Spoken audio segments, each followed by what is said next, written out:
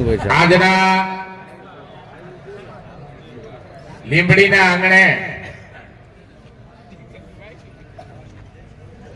કોળી સમાજની મીટિંગમાં ઉપસ્થિત આપણા આદરણીય વંદનીય પૂજનીય પ્રાતા સમરણીય એવા સંતશ્રીઓ, સ્ટેજ ઉપર બેઠેલા સમાજના સૌ મોભીઓ, આજે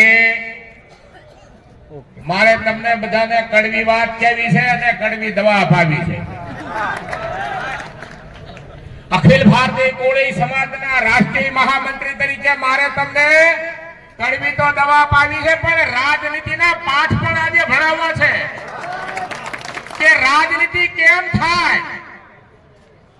આપણે અહીંયા કોઈ તળપદા, જુવાળિયા, ઘેડિયા, બારિયા એમાં પડવાનું નથી, ભાજપ કોંગ્રેસમાં પડવાનું નથી. આ બરાબર સાંભળો રાજનીતિના પાઠ. આપણા વડાપ્રધાન નરેન્દ્રભાઈ મોદી, અમિતભાઈ શાહ, અદાણી, અંબાણીના ચાર જ મત છે. 27 વર્ષથી આપણી પર રાજ કરે. 27 વર્ષથી ચાર મત વાળા હું બરાડા પાડો.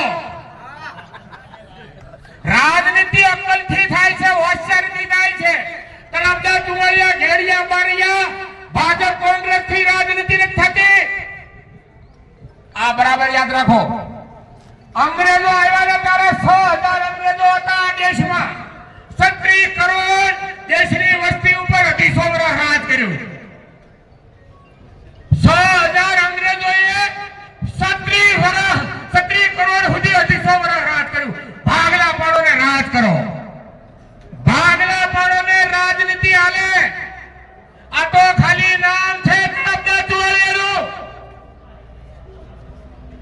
બરાબર યાદ રાખો. આપણામાંથી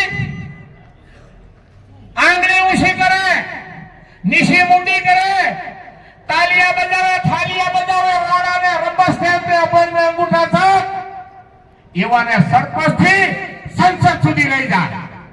સરપંચ હોય ને સંસદ સુધી લઈ જાય, પંચાયત થી પાર્લામેન્ટ સુધી લઈ જાય. એવા સંસદ સભ્યો મેં જોયા 5 વર્ષ સુધી પાર્લામેન્ટમાં આંગળી ઊંચી નથી કરી. ક્યાં પણ નથી. તમને એમ કે હું દિલ્હી જાઉં, હું દિલ્હી જાય. પાર્લામેન્ટમાં આંગળી પણ ઊંચી કરીને એને બોલતા આવડે તો ને, હિન્દીમાં અંગ્રેજીમાં બોલતા આવડે તો ને, અડધું ગુજરાતી આયા બોલતા હોય, પાર્લામેન્ટમાં જઈને શું કરે? આપણો ગુજરાત વિધાનસભામાં કેટલા કોળી છે અત્યારે? કેટલા બેઠા?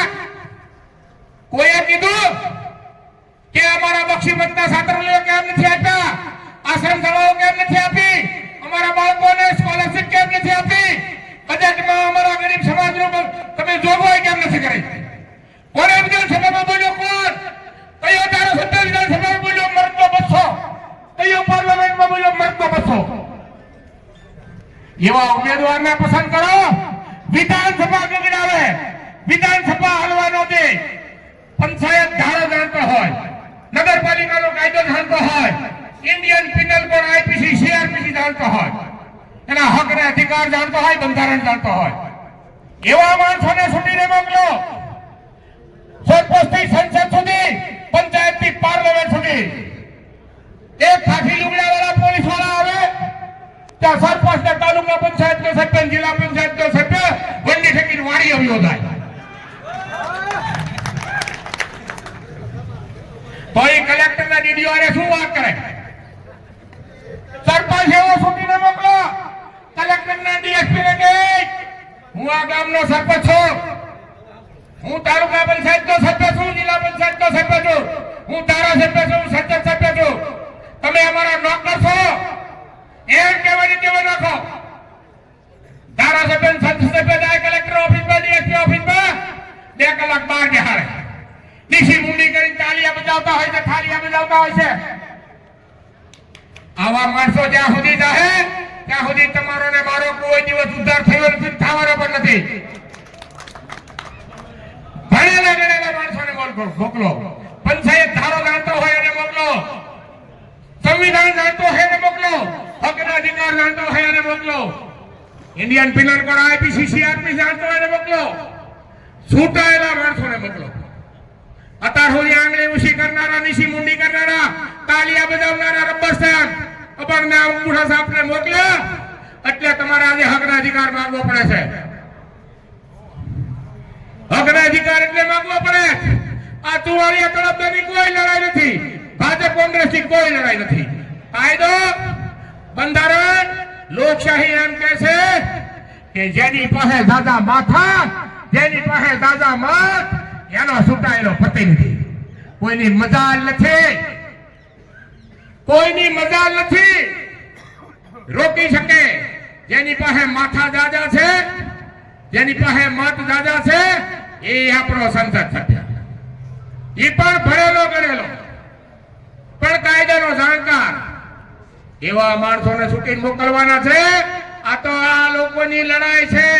ભાગલા પાડો ને રાજ કરો. અંગ્રેજો જે રીતે રાજ કરીને એ રાજનીતિ આજે ફેલાઈ રહી છે. તળપદા, જુવાડિયા, ઘેડિયા, બારિયાના ભાગ કરો.